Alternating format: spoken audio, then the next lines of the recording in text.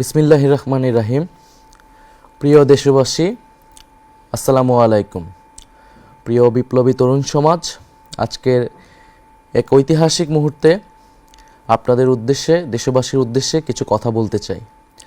জুলাই গণ অভ্যুত্থানের হাজারো রক্তত্যাগের পরবর্তী সময়ে আমরা একটি নির্বাচনের প্রাক্কালে রয়েছি। জুলাই গণ অভ্যুত্থানে সেই সময় বাংলাদেশের তরুণ সমাজ, বাংলাদেশের শ্রমিক, বাংলাদেশের আপামর সাধারণ মানুষ, প্রবাসে থাকা বাংলাদেশিরা এবং ফ্যাসিবাদ বিরোধী রাজনৈতিক কর্মীরা সকলেই আমরা ঐক্যবদ্ধভাবে লড়াই করেছিলাম একটি নতুন বাংলাদেশের জন্য। আমাদের দাবিটি ছিল ফ্যাসিবাদী ব্যবস্থার বিলোপ এবং একটি নতুন রাজনৈতিক বন্দোবস্ত প্রতিষ্ঠা করা। ফ্যাসিবাদী ব্যবস্থার অর্থনীতি এবং রাজনীতির পরিবর্তন ঘটিয়ে এক নতুন গণতান্ত্রিক, অন্তর্ভুক্তিমূলক, ন্যায়ভিত্তিক এক রাষ্ট্র কাঠামো প্রতিষ্ঠা করা। বাংলাদেশ রাষ্ট্রের জন্মের পর গত ৫৫ বছরে যে রাজনৈতিক ও সামাজিক বন্দোবস্ত গড়ে উঠেছে তার মূল ভিত্তি ছিল বৈষম্য। এরই পরিণতিতে ২০২৪ সালের জুলাইয়ে পুরো কাঠামো ভেঙে পড়েছিল। এই বৈষম্য কেবল অর্থনৈতিক নয়, এটি রাজনৈতিক ক্ষমতা, সামাজিক মর্যাদা, আইনের প্রয়োগ এবং সুষম বণ্টনের প্রতিটি স্তরে গভীরভাবে প্রথিত। রাষ্ট্র পরিচালনার দায়িত্বে যারা ছিল এবং ক্ষমতাসীনদের সংস্পর্শে পৌঁছাতে পেরেছে তারাই শুধু নিজেদের ভাগ্য বদলে নিয়েছে। বিপরীতে সাধারণ মানুষ, শ্রমজীবী শ্রেণী এবং প্রান্তিক জনগোষ্ঠী সর্বক্ষেত্রে বঞ্চিতই থেকে গিয়েছে।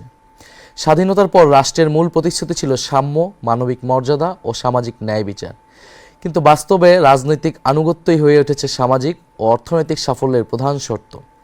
চাকরি, ব্যবসা, শিক্ষা, নিরাপত্তা এবং বিচার ব্যবস্থাতেও প্রভাবশালীদের জন্য অবৈধ ও বিশেষ সুযোগ তৈরি করা হয়েছে।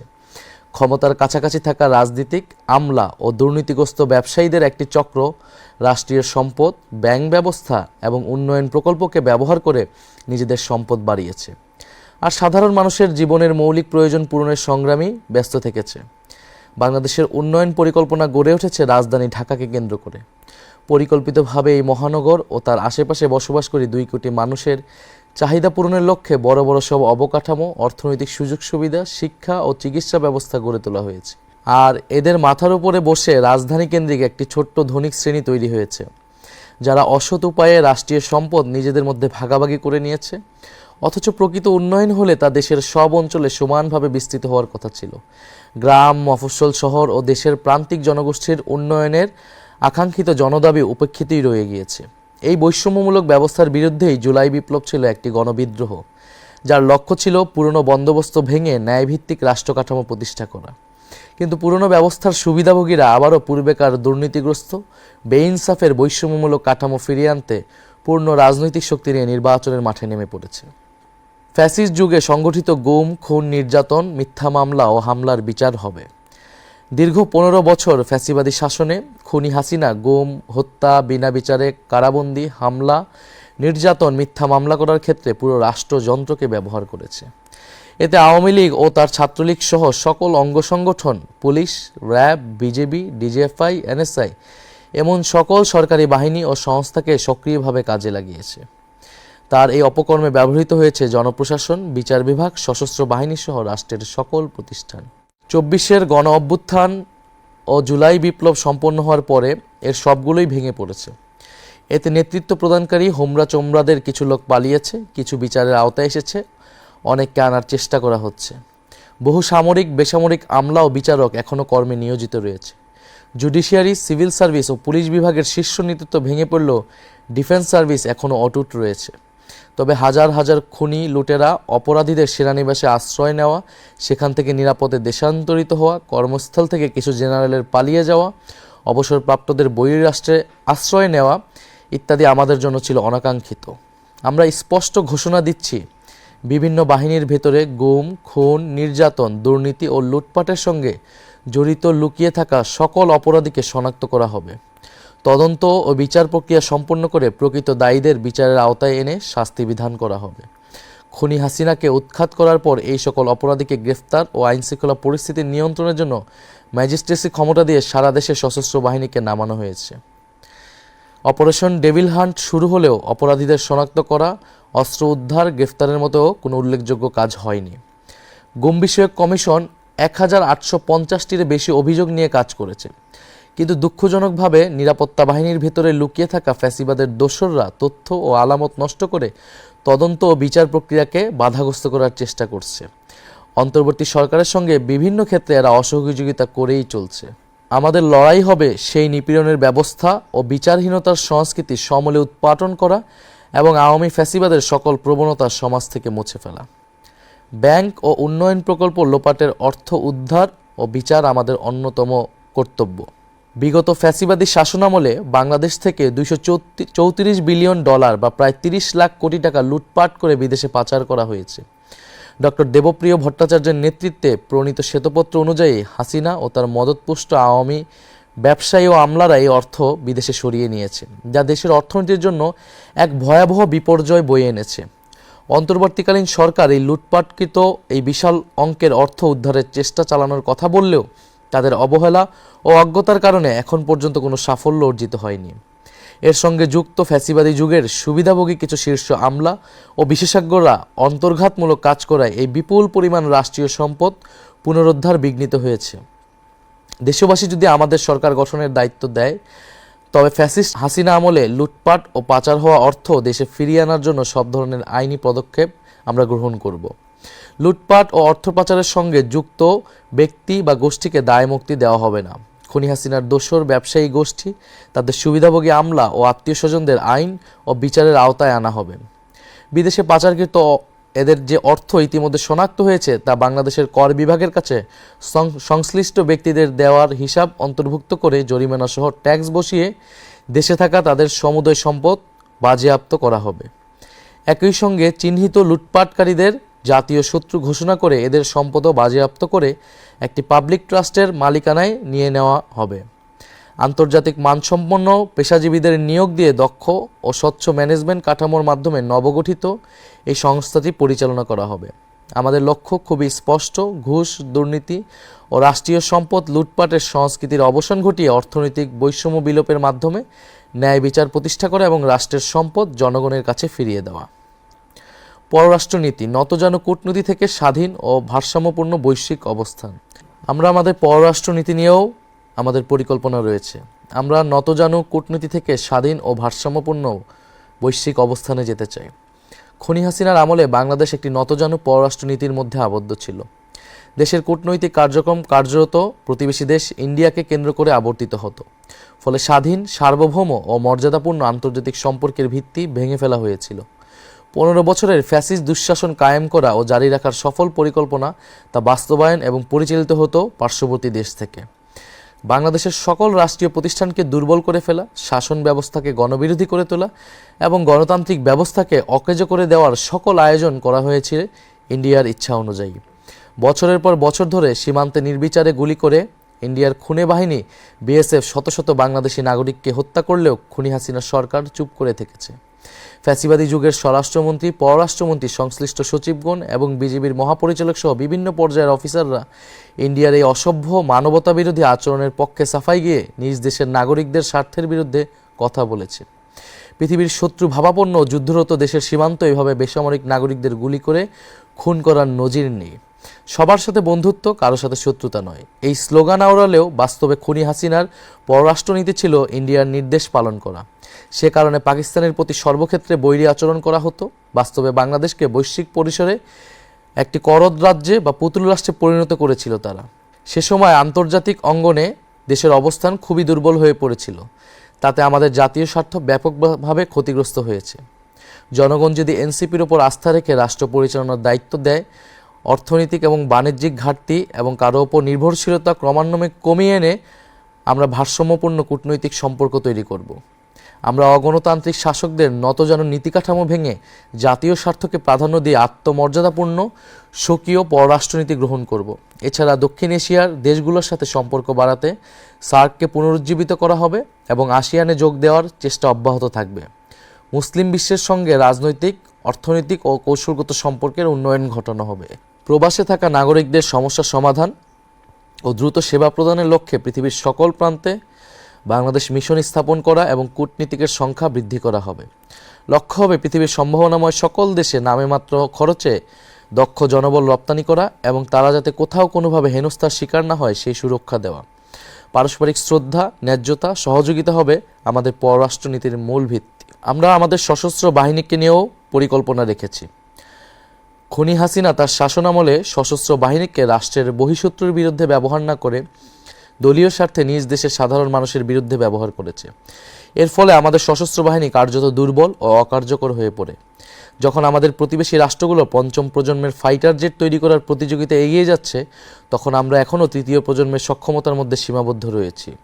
বর্তমান কাঠামোতে ডিফেন্স বাজেটের প্রায় 70%ই কর্মকর্তা কর্মচারীদের বেতন ভাতায় ব্যয় করা হয়, যা দীর্ঘমেয়াদে রাষ্ট্রের জন্য একটি অকার্যকর ও অস্থিতিশীল ব্যবস্থা হয়ে দাঁড়িয়েছে। প্রতিরক্ষা খাতকে কার্যকর ও ভবিষ্যৎমুখী করতে হলে এই কাঠামোগত সীমাবদ্ধতা দূর করা জরুরি। আমরা যদি সরকার গঠন করতে পারি, প্রতিরক্ষা ব্যবস্থাকে সম্পূর্ণভাবে পুনর্গঠন করব। আমাদের লক্ষ্য হবে বাহিনীর সংখ্যা বাড়ানো নয়, বরং গুণগত মান বৃদ্ধি করা। পুরো প্রতিরক্ষা ব্যবস্থাকে ধীরে ধীরে একটি আধুনিক প্রযুক্তি নির্ভর হাইটেক বাহিনীতে রূপান্তর করা হবে। একই সঙ্গে দেশের 18 ঊর্ধ্ব সক্ষম তরুণ তরুণীদের জন্য বাধ্যতামূলক মিলিটারি ট্রেনিং চালু করা হবে। এতে দেশব্যাপী জনভিত্তি সম্পন্ন এক গণপ্রতিরক্ষা ব্যবস্থা গড়ে উঠবে। ফলে আধিপত্যবাদী শক্তির বিরুদ্ধে রাষ্ট্রীয় প্রতিরোধ সক্ষমতা বৃদ্ধি পাবে এবং দীর্ঘমেয়াদে রাষ্ট্রের বিনিয়োগকৃত অর্থের অপচয় কমবে। একটি কল্যাণমুখী রাষ্ট্রের দায়িত্ব হলো প্রতিটি নাগরিকের জন্য ন্যায্য মূল্যে ভোগ্যপণ্য নিশ্চিত করা। লাগামহীন দ্রব্যমূল্যে মানুষ যখন হিমশিম খাচ্ছে, তখন সরকারের ভূমিকা হবে সক্রিয়ভাবে বাজারে শৃঙ্খলা ফিরিয়ে আনা। দক্ষিণ এশিয়ার দেশগুলোর মধ্যে বাংলাদেশের নিত্যপণ্যের মূল্য সবসময় সর্বাধিক। এর কারণ এদেশে ব্যবসায়ী, রাজনীতিক ও আমলাদের একটি দুর্নীতিগ্রস্ত চক্র বাজার নিয়ন্ত্রণ করার মাধ্যমে প্রচুর অর্থ নিজেদের পকেটস্থ করে। আমরা সরকার পরিচালনার দায়িত্ব পেলে দ্রব্যমূল্য স্থিতিশীল রাখতে বিশেষ গুরুত্ব দিয়ে কাজ করব। কৃত্রিম সংকট সৃষ্টিকারী ব্যবসায়ী, রাজনীতিক ও আমলাদের সিন্ডিকেট ভাঙা হবে। এমন দুষ্টচক্রের বিরুদ্ধে আইন করে তাদের দ্রুত বিচারের আওতায় আনা হবে। কৃত্রিমভাবে বাজার নিয়ন্ত্রণ, কারসাজি ও অবৈধ মজুতদারি প্রমাণিত হলে অপরাধীরা কঠোর শাস্তির মুখোমুখি হবে। কৃষকরা যাতে তাদের শস্য ও কৃষিপণ্য কাউকে কোনো চাঁদা বা তোলা না দিয়ে বিক্রি করতে পারে এবং পাইকারি ব্যবসায়ীকেও যেন কোথাও কোনো 1 টাকাও না দিতে হয়, সরকার তা নিশ্চিত করবে। কঠোরভাবে এই পদক্ষেপগুলো নিশ্চিত করা গেলে বাজারে কৃষিপণ্যের ন্যায্য মূল্য নিশ্চিত করা সম্ভব। চাঁদাবাজ ও মধ্যস্বত্বভোগীদের কারণে অযৌক্তিকভাবে সারা দেশে সাধারণ মানুষকে পণ্যের অতিরিক্ত মূল্য দিতে হয়।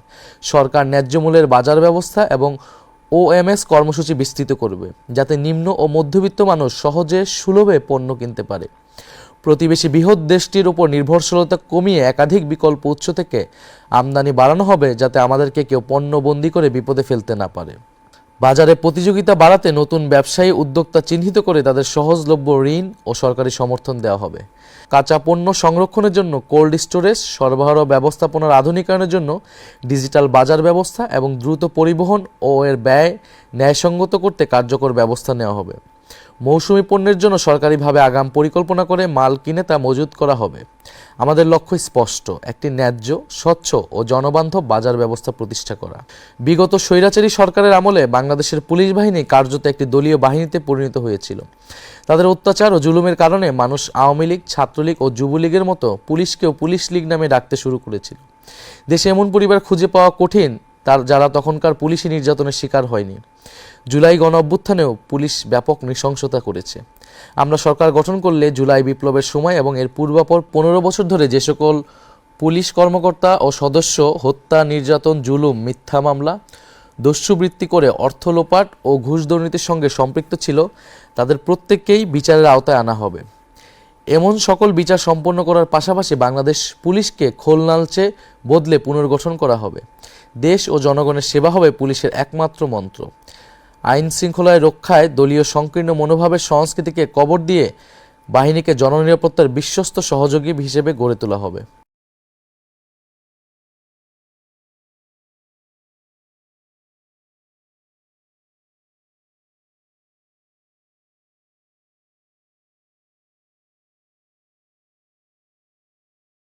দুর্নীতিগ্রস্ত ব্যবস্থার বিরুদ্ধে লড়াই শুরু করেন। থানায় মামলা নিতে অনীহা, তদন্তে দীর্ঘসূত্রিতা, আদালতে তারিখের পর তারিখ পড়া এবং ব্যাপক অর্থ ব্যয়ের চাপ, সব মিলিয়ে বিচার এদেশে ধরাছোঁয়ার বাইরে চলে গিয়েছে। আর ঘুষ, আদালতের দরজায় পা রাখলেই যেন শুরু হয় অবৈধ লেনদেন। নথি নাড়তে টাকা, তারিখ পেতে টাকা, আদেশ পেতে টাকা, ঘুষের বাজারের মহা হৈহুল্লোর মধ্যে বিচারের বাণী স্তব্ধ হয়ে গিয়েছে। ট্রান্সপারেন্সি ইন্টারন্যাশনালের তথ্য বলছে, বিচার নিতে গিয়ে 60% বেশি মানুষ ঘুষ দিতে বাধ্য হয়। সরকারের লিগ্যাল এইড আইন অনুযায়ী গরিব ও মজলুম মানুষের বিনামূল্যে আইনি সহায়তা পাওয়ার কথা থাকলেও এর কোনো সুবিধা নিচে পড়ে থাকা মানুষ পায় না। বাস্তবে বিচারক, উকিল, মোক্তার ও দালাল চক্রের এক জালে সাধারণ মানুষ আটকে যায়, দিশাহীন চক্রে ঘুরপাক খায়। বেশিরভাগ ক্ষেত্রে বিচার চাওয়া বিচার প্রার্থীদের জন্য শাস্তি ও ভোগান্তি হিসেবে হাজির হয়। বছরের পর বছর আদালতের বারান্দায় ঘুরতে ঘুরতে অর্থ, বিত্ত, সময়, শারীরিক সামর্থ্য এবং জীবনের স্বপ্নও হারিয়ে যায়। ধীরে চলা বিচার অন্যায় ও অবিচারকে বলশালী করে তোলে। আজ বিচার ব্যবস্থা রাজনৈতিক প্রভাব, অর্থশক্তির সুবিধাবাদী চক্রের মাধ্যমে কলুষিত। জেলা আদালত থেকে সর্বোচ্চ সুপ্রিম কোর্ট পর্যন্ত একই অন্ধকারের ছায়া আমরা দেখেছি। ফ্যাসিবাদী শাসনামলে এটা আরও বিস্তৃত ও অধঃপতিত হয়েছে। ক্ষমতাসীনদের মামলা দ্রুত নিষ্পত্তি হয়, তাদের ইচ্ছামতো রায়ও জোটে। বিরোধী দলে যারা থাকেন তাদের মামলা বছরের পর বছর ঝুলতে থাকে। ভয়ঙ্কর এই অশুভ চর্চার কারণে বাংলাদেশের বিচার ব্যবস্থা আজ ভেঙে পড়েছে। এরা তাদের সকল গৌরব, মর্যাদা ও বিশ্বাসযোগ্যতা হারিয়ে ফেলেছে। নিম্ন আদালত থেকে সুপ্রিম কোর্ট পর্যন্ত সকল স্তরে ন্যায়পরায়ণ, দক্ষ ও শিক্ষিত বিচারক নিয়োগ করে পুরো বিচার ব্যবস্থাকে ঢেলে সাজাতে হবে। বিচারকের সংখ্যা বহুগুণে বাড়াতে হবে। পুরোপুরি ডিজিটাল ব্যবস্থাপনার আওতায় আনতে হবে। ঘুষ, দুর্নীতি নির্ভর রায় বেচা কেনার চলমান আয়োজন ভেঙে ফেলব আমরা। রাষ্ট্রে ও সমাজে ন্যায় বিচার প্রতিষ্ঠিত হলেই এদেশ এগিয়ে যাবে। এটাই এনসিপির অঙ্গীকার।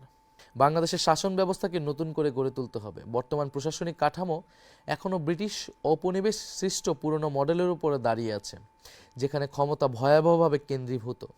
এদেশের প্রচলিত শাসন সংস্কৃতিতে রাজনীতিক আমলা, অসাধু ব্যবসায়ী গোষ্ঠী এই কেন্দ্রীভূত ব্যবস্থাকে ধরে রেখেছে। ফলে ঢাকার অনুমোদন ছাড়া স্থানীয় পর্যায়ে কোনো সিদ্ধান্তই বাস্তবায়ন হয় না, যা উন্নয়নের গতি বাধাগ্রস্ত করে এবং জনগণের প্রয়োজন উপেক্ষিত থাকে। খাদ্য, কৃষি, বস্ত্র, গৃহায়ন, ভূমি ব্যবস্থাপনা, শিক্ষা ও প্রশিক্ষণ, স্বাস্থ্যসেবা, সমাজ কল্যাণ, পরিবেশ ও দুর্যোগ ব্যবস্থাপনা, নারী শিশু উন্নয়ন এবং স্থানীয় অবকাঠামোগত সেবার মতো অধিকাংশ দায়িত্ব উপজেলা পর্যায়ে হস্তান্তর করা হলে সিদ্ধান্ত গ্রহণে ধীরগতি কমবে। স্থানীয় জনগণের চাহিদা অনুযায়ী কর্মসূচি নেওয়া ও তা বাস্তবায়ন হবে এবং জনগণ সেবা পাবে। কেন্দ্রীয় সরকার মূলত প্রতিরক্ষা, পররাষ্ট্রনীতি এবং জাতীয় অবকাঠামোর মতো বড় বিষয়গুলো পরিচালনা করবে। অন্যদিকে উপজেলা ও পৌর প্রশাসন জনগণের দৈনন্দিন সেবা নিশ্চিত করবে। এমনটি উন্নত দেশগুলোর প্রশাসনিক কাঠামোতে চালু আছে। জনপ্রতিনিধি ব্যবস্থাকে কার্যকর করতে উপজেলা ও ইউনিয়ন পর্যায়ে নির্বাচিত নেতাদের প্রকৃত ক্ষমতা দেওয়া হবে এবং কঠোর জবাবদিহিতার আওতায় আনা হবে। প্রতিটি স্তরে অবাধ ও সুষ্ঠু নির্বাচন নিশ্চিত করা হবে। যে কোনো পর্যায়ের স্থানীয় সরকারের চেয়ারম্যান পদে প্রার্থী হতে হবে ন্যূনতম স্নাতক পাস যোগ্যতা সম্পন্ন। আমরা এমন একটি রাষ্ট্র ব্যবস্থা গড়ে তুলতে চাই যেখানে ধর্মীয় ও জাতিগত পরিচয় বিভাজনের কারণ না হয়ে এর ভিত্তি হবে পারস্পরিক সম্মান, সহাবস্থান এবং স্বাধীনতা। আমাদের লক্ষ্য একটি আধুনিক, ভারসাম্যপূর্ণ এবং অন্তর্ভুক্তিমূলক সমাজ, যেখানে নাগরিকের সম অধিকার তার ধর্মীয় ও সাংস্কৃতিক বিশ্বাস ও পরিচয়ের ঊর্ধ্বে স্থান পাবে। সকল ধর্ম ও জাতিগত গোষ্ঠীর সমান নিরাপত্তা। সংখ্যালঘু হলেও কোনো নাগরিক যেন বৈষম্য বা সহিংসতার শিকার না হয় তা নিশ্চিত করা হবে। আইন প্রয়োগের ক্ষেত্রে রাষ্ট্র নিরপেক্ষ থাকবে। ধর্মীয় বা জাতিগত পরিচয়ের কারণে কোনো বিভেদ বা বৈষম্য মেনে নেওয়া হবে না। আমাদের স্বপ্ন এমন একটি বাংলাদেশ গড়ে তোলা যেখানে মানুষ তার ধর্ম, বর্ণ বা জাতিগত পরিচয়ে নয়, বরং মানুষ হিসেবেই এবং নাগরিক হিসেবেই মূল্যায়িত হবে। ভারসাম্যপূর্ণ রাষ্ট্র ব্যবস্থা। বাংলাদেশ কখনোই আফগানিস্তান হবে না, এটা বাংলাদেশই থাকবে। অনুকরণীয় হতে পারে মালয়েশিয়া বা তুরস্কের মতো ধর্মানুরাগী উদারনৈতিক সমাজ। ধর্ম থাকবে ব্যক্তিগত বিশ্বাস ও সামাজিক সাংস্কৃতিক চর্চার জায়গায়, আর রাষ্ট্র পরিচালিত হবে আইন, ন্যায় বিচার ও ইনসাফের ভিত্তিতে। ধর্মের মূল্যবোধ এবং নৈতিকতা রাষ্ট্র পরিচালনার ক্ষেত্রে সহায়ক হতে পারে। পোশাকের স্বাধীনতা নিশ্চিত করা। প্রত্যেক নাগরিক নিজের বিশ্বাস, সংস্কৃতি ও ব্যক্তিগত পছন্দ অনুযায়ী পোশাক নির্বাচন করার পূর্ণ স্বাধীনতা ভোগ করবেন। একজন ধর্মবিশ্বাসী নারী যেমন হিজাব বা বোরকা পরতে পারবেন, তেমনি অন্য সকলে যেভাবে আধুনিক পোশাক পরেন তা পরিধানের পূর্ণ স্বাধীনতা থাকবে। নাগরিকের ব্যক্তিগত পছন্দই অগ্রগণ্য হবে। রাষ্ট্র কোনো বিশেষ জীবনধারা আরোপ করবে না, ব্যক্তি স্বাধীনতার সুরক্ষা নিশ্চিত করবে। ভয় ছড়ানোর অপরাজনীতি মোকাবেলা। দেশটা চরমপন্থায় চলে যাচ্ছে বলে একটি মহল আজ আবার নতুন করে আতঙ্ক ছড়াচ্ছে।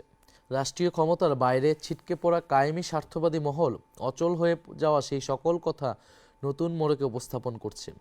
আমরা বিশ্বাস করি বাংলাদেশের সমাজ সহনশীল এবং বহুত্ববাদী। ঘৃণাবিরোধী নীতি ও সামাজিক সম্প্রীতি, ধর্মীয় বিদ্বেষ, জাতিগত ঘৃণা বা উস্কানিমূলক প্রচারণার বিরুদ্ধে কার্যকর আইনি ও সামাজিক উদ্যোগ নেওয়া হবে।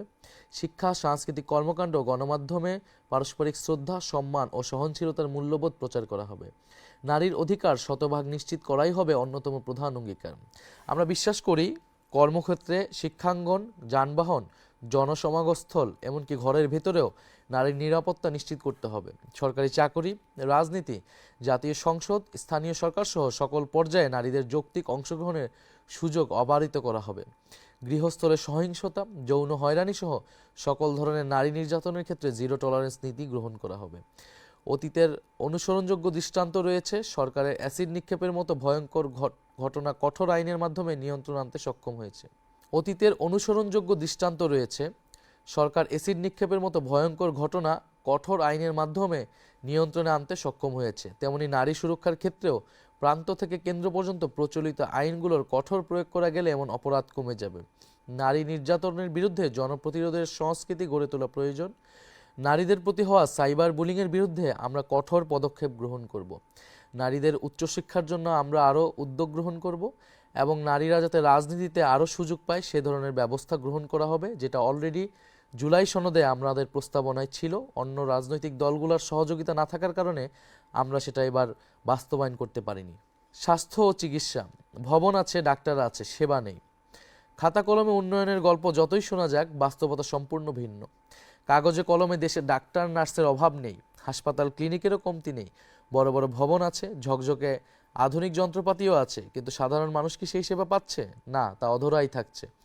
কারণ স্বাস্থ্য খাত প্রাতিষ্ঠানিক লুটপাটের সংস্কৃতির কাছে জিম্মি হয়ে গেছে, যা চিকিৎসা সেবার মতো মহান পেশাকেও ভয়ঙ্কর এক পণ্যে পরিণত করেছে। সরকারি হাসপাতালের গেট থেকে কাউন্টার, সর্বত্র ফাঁদের জাল। সরকারি হাসপাতালের গেট পেরোলেই রোগীকে ঘিরে ধরে দালাল চক্র। যে দেশে বিনামূল্যে চিকিৎসার কথা বলা হয়, সেখানে ট্রলি ঠেলতে কিংবা ওয়ার্ডে একটি সিট পেতেও গরিব মানুষকে টাকা গুনতে হয়। হাসপাতালে কেন্দ্র থেকে কোটি টাকার ওষুধ যায়, অথচ কাউন্টারে গিয়ে রোগী শুনে সাপ্লাই নেই। সেই ওষুধই পেছনের দরজা দিয়ে বাইরে বিক্রি হয়ে যায়। একজন রোগী যখন বাঁচার আশায় হাসপাতালে আসেন, তখন চিকিৎসার বদলে শুরু হয় টেস্ট বাণিজ্য। কোটি টাকার এমআরআই বা সিটি স্ক্যান মেশিন মাসের পর মাস প্যাকেটবন্দি হয়ে পড়ে থাকে কিংবা নষ্ট হওয়ার অজুহাত দেখানো হয়। একটাই উদ্দেশ্য, কমিশন ভিত্তিক প্রাইভেট ক্লিনিকে রোগী পাঠানো। অকারণে ধরিয়ে দেওয়া হয় অপ্রয়োজনীয় টেস্টের লম্বা তালিকা। দিন শেষে মধ্যবিত্ত ও দরিদ্র মানুষ সর্বশান্ত হয়, কিন্তু কাঙ্ক্ষিত সেবাটুকু পায় না। এই মুহূর্তে আমাদের নতুন হাসপাতালের সংখ্যা বাড়ানোর থেকেও হাসপাতাল ব্যবস্থাপনা ঠিক করা এবং দুর্নীতি দূর করাটা প্রধান কর্তব্য। কারণ অপচয় করার মতো অর্থ রাষ্ট্রের নেই। সমস্যা ইট পাথরের দালানে নয়, সমস্যা ব্যবস্থাপনায়, জবাবদিহিতার অভাবে। হাজার হাজার কোটি টাকা ব্যয় করে নতুন ভবন নির্মাণের চেয়ে বিদ্যমান সম্পদের দুর্নীতিমুক্ত ব্যবহার নিশ্চিত করাই সময়ের প্রধান দাবি।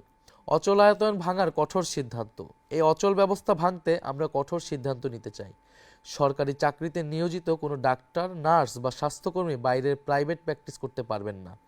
জনগণকে নিশ্চিত করতে চাই দেশের সেরা স্পেশালিস্ট চিকিৎসকেরা দিনের কাজ শেষে সরকারি হাসপাতালেই বসে সরকার নির্ধারিত ভিজিট নিয়ে রোগী দেখার ব্যবস্থা করবে। সরকারি সম্পদ লুটপাটের এই সংস্কৃতি আমরা ভেঙে ফেলতে চাই। আমরা এমন একটা স্বাস্থ্য ব্যবস্থা গড়ে তুলতে চাই যেখানে চিকিৎসা শব্দের অর্থ হবে সেবা নিশ্চিত করা।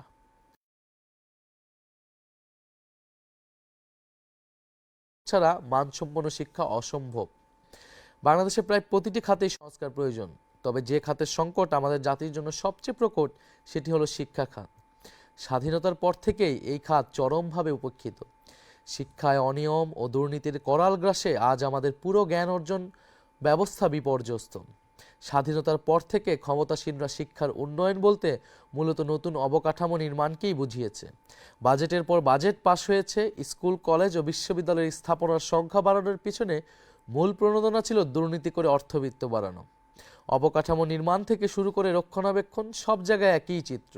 হাজার হাজার শিক্ষক নিয়োগ দেওয়া হয়েছে, যাদের বড় অংশ সুপারিশ, তদবির ও নিয়োগ বাণিজ্যের মাধ্যমে নির্বাচিত হয়। আজ আমাদের শিক্ষাঙ্গনের দিকে তাকালেই শিক্ষার মানের ভয়াবহ অধপতন ছাড়া আর কিছুই দেখা যায় না। এটি একদিনে হয়নি। যুগের পর যুগ রাজনৈতিক প্রভাব ও স্থানীয় সুবিধাবাদী গোষ্ঠীর দুর্নীতির ফলে দেশের শিক্ষা প্রতিষ্ঠানগুলো দুর্বৃত্তায়নের কেন্দ্রে পরিণত হয়েছে। প্রাথমিক বিদ্যালয় থেকে সরকারি স্কুল, কলেজ, বিশ্ববিদ্যালয়, কারিগরি শিক্ষা প্রতিষ্ঠান, ডিপ্লোমা ইঞ্জিনিয়ারিং কলেজ কিংবা জাতীয় বিশ্ববিদ্যালয়, সবখানেই একই সংকট। শিক্ষকরা শিক্ষাদানে অনাগ্রহী। তারা নানা ধরনের অনিয়মে ব্যস্ত। কোচিং বাণিজ্যকে তারা মূল পেশায় পরিণত করেছে। সকল স্তরের শিক্ষকরা দলীয় রাজনৈতিক স্বার্থ ও পক্ষে বিভক্ত হয়ে এমন অপকর্মে সময় নষ্ট করেন। গবেষণা ও শিক্ষার মান উন্নয়ন এখন আর তাদের লক্ষ্য নয়, বরং ক্ষমতাসীনদের আস্থাভাজন হওয়ার প্রতিযোগিতাই তাদের অগ্রাধিকার। এই পরিস্থিতিতে আমাদের লক্ষ্য আরও বেশি সংখ্যায় ভবন ও অবকাঠামো গড়ে তোলা নয়, বরং একটি কার্যকর এবং জবাবদিহিমূলক শিক্ষা ব্যবস্থা প্রতিষ্ঠা করা। শিক্ষকদের দক্ষ, যোগ্য এবং দায়িত্ব সম্পর্কে সচেতন হতে হবে। শিক্ষকদের বেতন, ভাতা ও সুবিধা বৃদ্ধি করে একে মর্যাদাপূর্ণ পেশায় পরিণত করা হবে। তবে একই সঙ্গে তাদেরকে কঠোর তদারকির আওতায় নিয়ে আসা হবে। দায়িত্বশীল ও যোগ্য শিক্ষকদের পুরস্কৃত করা হবে, আর দায়িত্বে অবহেলাকারীদের তাৎক্ষণিক চাকরিচ্যুতির ব্যবস্থা প্রবর্তন করা হবে। আমাদের নতুন বন্দোবস্তে এমন এক শিক্ষা সংস্কার হবে যেখানে উন্নয়ন মানে নতুন ভবন ও অবকাঠামো বাড়ানো নয়, বরং বিদ্যমান শিক্ষা প্রতিষ্ঠানগুলোকে সত্যিকার অর্থে মানসম্মত শিক্ষা প্রদানের কেন্দ্র হিসেবে গড়ে তোলা। শিক্ষা ব্যবস্থার গুরুত্বপূর্ণ একটি অংশ হচ্ছে মাদ্রাসা ব্যবস্থা। আমরা কওমি এবং আলিয়া উভয় প্রকার মাদ্রাসা ব্যবস্থার আধুনিকায়ন এবং সেটাকে আরও সামনের দিকে যাতে এগিয়ে যেতে পারে সেই ধরনের ব্যবস্থা আমরা গ্রহণ করব। কৃষি উন্নয়ন, কৃষকের ন্যায্য অধিকার নিশ্চিত করে খাদ্য নিরাপত্তার নতুন ভিত্তি, সার, বীজ সহ বিভিন্ন কৃষি উপকরণ বিতরণ ব্যবস্থা সরকার নিয়ন্ত্রণ করে। কিন্তু স্থানীয় পর্যায়ের লুটেরা গোষ্ঠীর কারণে এসব উপকরণ অনেক সময় প্রকৃত ও প্রান্তিক কৃষকের কাছে পৌঁছায় না। আমরা নিশ্চিত করব যাতে কোনো সিন্ডিকেট বা লুটেরা গোষ্ঠী সার ও বীজ বাজারজাতকরণের কর্তৃত্ব নিজেদের হাতে নিয়ে কৃষকদের কাছ থেকে অধিক মূল্য আদায় করতে না পারে। বাংলাদেশি কৃষকদের জন্য কৃষি ঋণের ব্যবস্থা রয়েছে। এক্ষেত্রে বিশেষায়িত বাংলাদেশ কৃষি ব্যাংক ও রাজশাহী কৃষি উন্নয়ন ব্যাংকের মতো দুইটি সরকারি প্রতিষ্ঠানও রয়েছে। কিন্তু অত্যন্ত দুঃখজনক বাস্তবতা হলো অনেক ক্ষেত্রেই প্রকৃত কৃষানীদের কাছে এই ঋণ পৌঁছায় না। কৃষি ঋণ নিতে গেলে জমির দলিল, আইডি কার্ড ও নানা কাগজপত্রের নামে কৃষকদের হয়রানির শিকার হতে হয়। ঋণের অর্থ পেতে কর্মকর্তাদের ঘুষ দিতে বাধ্য করা হয়। এই জটিলতা ও অনিয়মের কারণে প্রকৃত কৃষক সমাজ কৃষি ঋণ থেকে বঞ্চিত হয়ে পড়ে। এনসিপি সরকার গঠনের সুযোগ পেলে অথবা সরকারের অংশীদার হলে ঋণ প্রক্রিয়ায় কাগজপত্রের নামে সব ধরনের হয়রানি ও অনিয়ম বন্ধ করা হবে। কৃষি ঋণ সহজলভ্য করা হবে ইনশাল্লাহ। এদেশের কৃষকরাই সবচেয়ে বেশি অবহেলিত। তারা নিজেদের উৎপাদিত ফসলের ন্যায্য মূল্য পাচ্ছেন না। বাজারে যখন 1 কেজি সবজির দাম আকাশ ছোঁয়া, তখন মাঠ পর্যায়ে কৃষক সেই একই পণ্য বিক্রি করছেন পানির দরে। সারের দাম বৃদ্ধি, কৃষকের মজুরি এবং হাড় ভাঙা পরিশ্রমের পরে লাভের বদলে তাদের ঘাড়ে ঋণের বোঝা চাপে। অনেক ক্ষেত্রে হতাশায় আক্রান্ত কৃষক কখনো কখনো নিজের ফসল নষ্ট করে ফেলতে বাধ্য হন। এটি শুধু ফসলের অপচয় নয়, এটি আমাদের জাতীয় অর্থনীতির জন্য লজ্জাজনক বাস্তবতায় পরিণত হয়েছে। অন্যদিকে সাধারণ মধ্যবিত্ত ও নিম্নবিত্ত মানুষের জন্য নিত্যপণ্য কেনা দিন দিন কঠিন হয়ে উঠছে। এই অতিরিক্ত অর্থ কৃষক পাচ্ছেন না। মাঝপথ নিয়ন্ত্রণকারী অসাধু সিন্ডিকেট বাজার নিয়ন্ত্রণ করছে। এই বাজার নিয়ন্ত্রণ করছে। একদিকে কৃষক ন্যায্য মূল্য থেকে বঞ্চিত, অন্যদিকে ভোক্তাকে উচ্চ মূল্যে চাপ সহ্য করতে হচ্ছে। আর মাঝখানে মধ্যস্বত্বভোগীরা, রাজনৈতিক টাউট, চাঁদাবাজ, সন্ত্রাসী ও আইনশৃঙ্খলা বাহিনীর অসৎ সদস্যরা মুনাফা লুটছে। এই চক্র কৃত্রিম সংকট তৈরি করে বাজারকে জিম্মি করেছে। মূল সমস্যা ত্রুটিপূর্ণ বিতরণ ব্যবস্থা। সরাসরি বাজারজাতকরণের সুযোগ না থাকায় কৃষকরা এই ব্যবস্থার হাতে বন্দী। প্রান্তের ক্ষেত থেকে কেন্দ্রের বাজার পর্যন্ত দখল করে থাকা এই দুর্নীতির শৃঙ্খল ভেঙে ফেলা হবে। বিদ্যুৎ ও জ্বালানি খাতে রাষ্ট্রীয় সম্পদ লুণ্ঠনের মহা উৎসব। আপনারা জানেন, গত বছর খুনি হাসিনার কুখ্যাত দায়মুক্তি আইন বাতিল করা হয়েছে। কিন্তু দুর্ভাগ্যজনক বাস্তবতা হলো, আইন বাতিল হলেও সেই আইনের অধীনে করা দাসত্বের চুক্তিগুলো এখনও আমাদের অর্থনীতি ও জনগণের রক্ত চুষে যাচ্ছে। এখনও এই লুটেরাদের হাতে বছরে $5 বিলিয়ন অর্থাৎ 63,000 কোটি টাকা তুলে দিতে হচ্ছে। খুনি হাসিনা সরকার চুক্তিগুলো এমনভাবে সাজিয়েছিল যেন বিদ্যুৎ উৎপাদন না করলেও তার সমর্থক গোষ্ঠীর পকেট ভরতে থাকে। গত 18 মাসে আমলাতান্ত্রিক জটিলতা ও আইনি মারপ্যাচের কারণে সেই চক্র ভাঙা সম্ভব হয়নি। বছরের পর বছর দেশবিরোধী নীতি, অস্বচ্ছ চুক্তি এবং প্রাতিষ্ঠানিক দুর্নীতি বিদ্যুৎ ও জ্বালানি খাতকে জনগণের উপর বোঝায় পরিণত করেছে। বিদ্যুৎ উৎপাদন না করলেও এই বাটপারদের টাকা দিতে হচ্ছে রাষ্ট্রকে।